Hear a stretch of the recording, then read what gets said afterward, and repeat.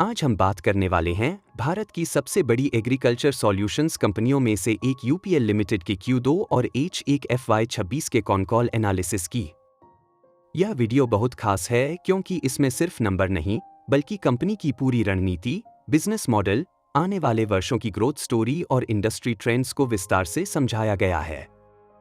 अगर आप agriculture, chemical या लॉन्ग टर्म वैल्यू इन्वेस्टिंग में रुचि रखते हैं, तो यह वीडियो आपके लिए बेहद जरूरी है। सबसे पहले बात करते हैं यूपीएल के ओवरऑल परफॉर्मेंस की। Q2 FY26 में कंपनी ने शानदार प्रदर्शन किया है। इस तिमाही में कंपनी का रेवेन्यू रहा लगभग 12,019 करोड़ रुपए, जो पिछले साल की तुलना में करीब 8% की ग्रोथ दिखाता है।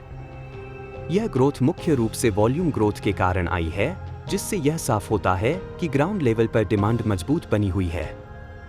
एबिटा बढ़कर 2,205 करोड़ रुपए पहुंच गया, जिसमें करीब 40% की सालाना बढ़त देखने को मिली।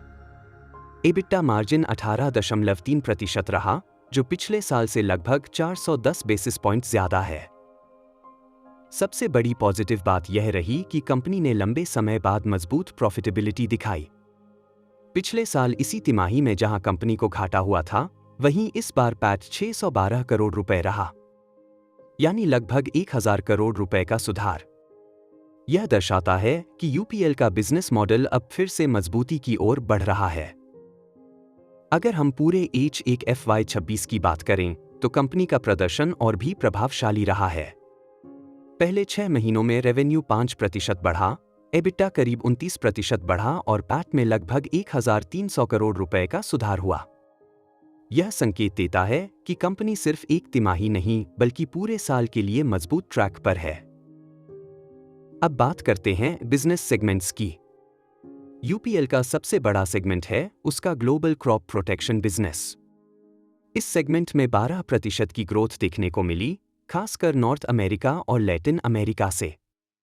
ब्राजील और अर्जेंटीना जैसे देशों में रिकवरी देखने को मिली है। कंपनी ने बताया कि किसानों की मांग स्थिर हो चुकी है और अब मार्केट धीरे धीरे बेहतर हो रही है। कंपनी का एडवांटा सीड्स बिजनेस भी शानदार रहा, जहां 26% की ग्रोथ दर्ज की गई। यह ग्रोथ मुख्य रूप से भारत, लैटिन अमेरिका और इंडोनेशिया में कॉर्न और सनफ्लावर सीड्स की मजबूत मांग के कारण आई। यह सेगमेंट यूपीएल के लिए एक लॉन्ग टर्म वैल्यू ड्राइवर बनता जा रहा है। स्पेशलिटी केमिकल्स यानी सुपरफॉर्म बिजनेस ने भी अच्छा प्रदर्शन किया। यहां रेवेन्यू स्थिर रहा, लेकिन मार्जिन में जबरदस्त सुधार देखने को मिला। खास बात यह है कि अब कंपनी के कुल रेवेन्यू का लगभग 25% हिस्सा नॉन एग्री से आ रहा है, जो बिजनेस डाइवर्सिफिकेशन के लिए बहुत पॉजिटिव संकेत है। अब बात करते हैं बैलेंस शीट की। सितंबर 2025 तक कंपनी का नेट डेट घटकर 23,802 करोड़ रुपए रह गया है, जो पिछले साल के मुकाबले लगभग 3,700 करोड़ रुपए कम है। नेट डेट टू एबिटा घटकर 2.7x हो गया है, जो पहले 5.4x था। यह एक बहुत बड़ा सुधार है और यह दिखाता है कि कंपनी अब अपने कर्ज को तेजी से कंट्रोल कर रही है। कंपनी ने यह भी बताया कि FY26 के अंत तक यह रेशियो 1.6x से 1.8x के बीच लाने का लक्ष्य है। इसका मतलब है कि आने वाले समय में बैलेंस शीट और मजबूत होगी और फाइनेंशियल रिस्क कम होगा। मैनेजमेंट ने आगे की गाइडेंस भी दी है। FY26 के लिए कंपनी ने रेवेन्यू ग्रोथ 4 से 8% और एबिटा ग्रोथ 12 से 16% रहने का अनुमान दिया है। यह गाइडेंस पहले की तुलना में बेहतर है और यह दिखाता है कि मैनेजमेंट को अपने बिजनेस पर पूरा भरोसा है।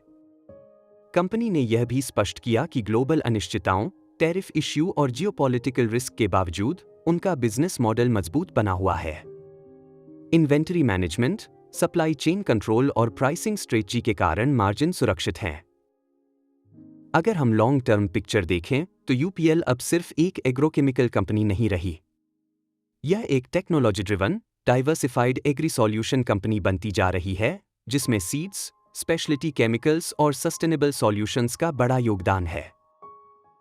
कुल मिलाकर Q2 FY26 का कॉन-कॉल यह दिखाता है कि यूपीएल ने अपना टर्न अराउंड लगभग पूरा कर लिया है और अब ग्रोथ फेज में प्रवेश कर रही है। आने वाले 2-3 सालों में अगर मैनेजमेंट अपने गाइडेंस पर डिलीवर करता है, तो यह स्टॉक लॉन्ग टर्म निवेशकों के लिए काफी दिलचस्प साबित हो सकता है।